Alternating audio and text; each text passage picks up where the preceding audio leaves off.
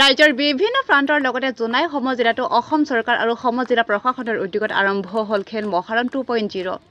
জোনাইৰ মুৰকংচেলেক জনজাতি উন্নয়ন খণ্ডৰ অন্তৰ্গত মুঠ 4খন গাঁও পঞ্চায়তৰ বৃহস্পতিবাৰৰ পৰা আৰম্ভ হয় খেল মহাৰণ 2.0 ইয়াৰে বাহিৰ জোনাই গাঁও পঞ্চায়ত ভিত্তিত মমৰাস্থিত চেডি মেল হাইস্কুল খেল পথাৰত বৃহস্পতিবাৰে খেল মহাৰণ 2.0ৰ শুভ উদ্বোধন কৰে মিচিং স্বায়ত্তশাসিত পৰিষদৰ কাৰ্যবাহী সদস্য নৰেশ কুম্বাঙে পতাকা উত্তোলন কৰে পঞ্চায়তখনৰ প্ৰাক্তন সভানেত্ৰী জিনিতা কুম্বাং আৰু পঞ্চায়ত সচিব ধৰ্মানন্দ দাসে দুদিনীয়া কাৰ্যসূচীৰে অনুষ্ঠিত কৰা খেল মহাৰণৰ প্ৰথম দিনা অনুষ্ঠিত কৰে 100 মিটাৰ 200 মিটাৰ 400 মিটাৰ লং জাম্প আদি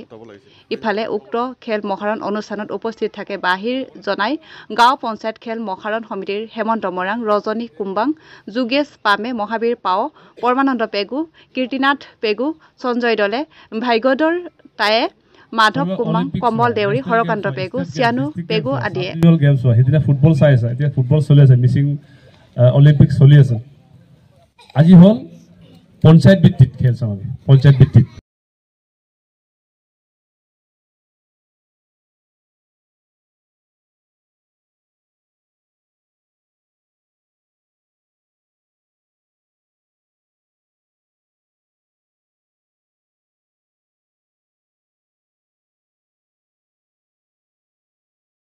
আজি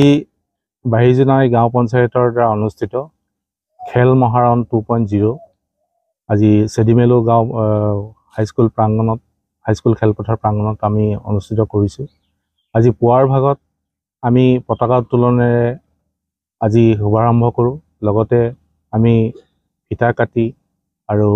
আমাৰ ভোটা জ্বলাই আমি খেলখন